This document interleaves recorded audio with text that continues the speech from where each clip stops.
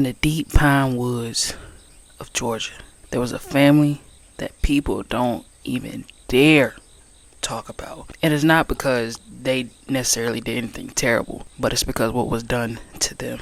This is a story about a curse that's been moving through their bloodline for over 100 years. And if you listen closely, you can still hear the screams of this family's ancestors.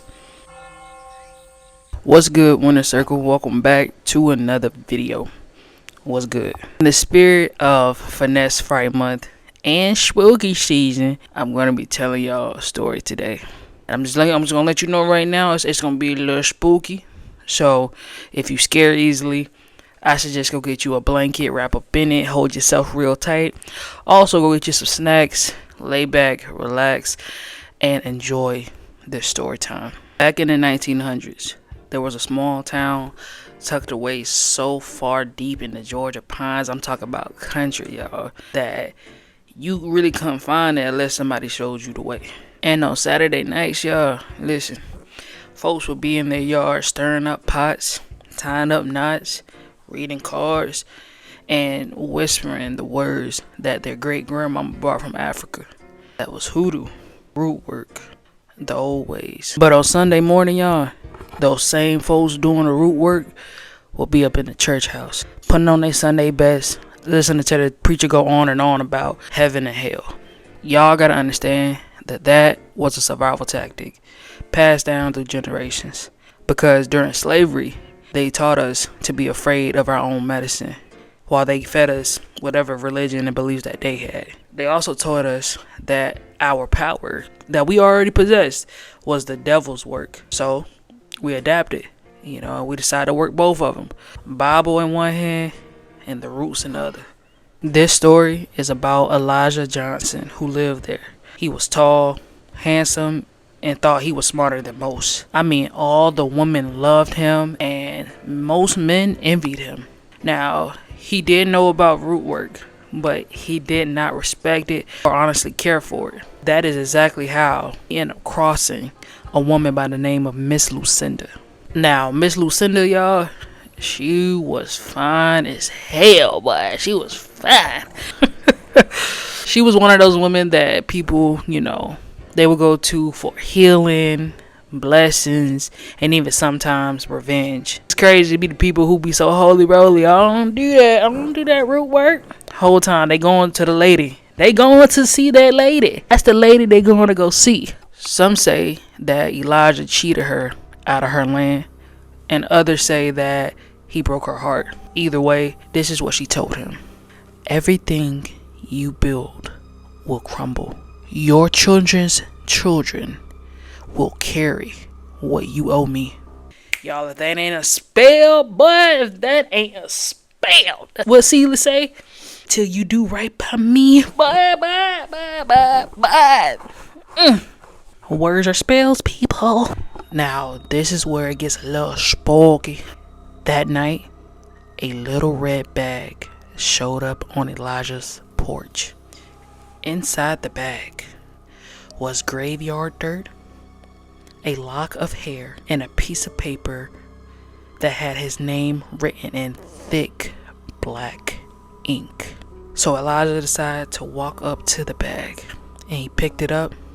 Then he just felt the wind stop, and then he just felt this instant heaviness wash over him. And before morning, he knew that something had shifted in that house.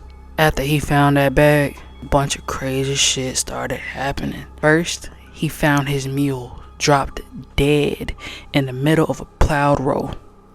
Secondly, his wife had caught a fever that no doctor could cure. I mean, he was calling around town trying to find somebody to help, but unfortunately, she ended up dying. And then the third event that happened right after that is that sadly, their son had drowned in a creek that he had been swimming in his whole entire life. So the people in the town had started whispering and gossiping. We hear stuff like, that's Miss Lucinda's work. But on Sunday, they had prayed over him, and they was like, hey, You gotta repent for whatever you did wrong. But nobody would ever admit out loud that they believed in the work when everybody knew it was real. They knew root work was real. That red bag, it never left. Sometimes it would be found under Elijah's bed, tucked away. And then other times it would disappear for a couple months. Elijah thinking, oh, I'm good, we good, it's gone, we ain't gotta worry about it no more. Nope, it'll reappear every time, because it will always come back. Always. Listen, y'all, Miss Lucinda was not playing with his ass at all. Every generation had took their turn. The 1920s, Elijah's oldest had opened up a store. Then boom, it had burned down 3 days later. In the 1940s, a granddaughter's fiance had tragically veered off the road and died. It was a clear night. There was no reason as to why this would happen. Witnesses had said that had heard a woman laughing in the trees nearby. Boy, Miss Lucinda. And what's crazy is that sometimes the bag would be dry, other times it would be damp, but it always smelled faintly of roses and swamp water. In the 1960s, they was like, enough is enough. We can't keep letting this happen. So they decided to take the bag to the crossroads with a preacher and some holy water. They prayed over it, burned it, and then buried the ashes. A week later, the cousin who went to the crossroads house had caught on fire. And then on the front porch of that house was the bag. By the 80s, they stopped fighting it.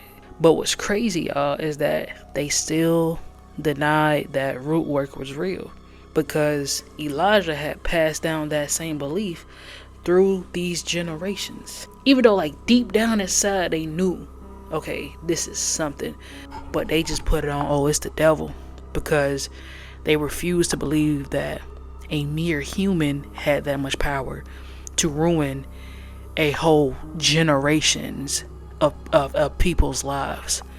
You a damn fool if you decide to be in denial after seeing all this evidence. But I digress. In 2003, Elijah's great-great-granddaughter, Tasha, had drove 40 miles to Okefenokee Swamp. There, she had attempted to bury the bag so deep.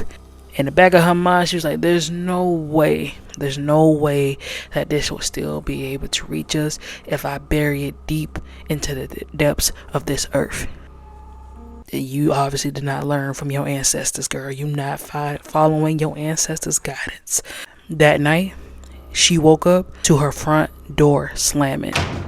On the kitchen counter was the bag, wet, warm, and you could smell that hint of roses and swamp water. They say that the bag is currently in somebody's attic back in that same old town. But y'all tell me, Winter Circle, was it just a streak of bad luck that followed a generation? Or was it a curse that always remembered its target? Alright, Winter Circle, that is it for today's video. If you enjoyed it, make sure you go down below, leave a like, comment, and also subscribe. I hope I didn't spook y'all too much.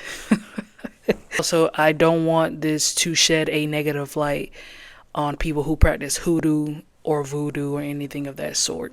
Because with all things, there's duality. There's people who use it for good. There's people who use it for bad. You just pick your poison. Alright? I love y'all, Winter Circle. I appreciate y'all. And I will catch y'all in the next video.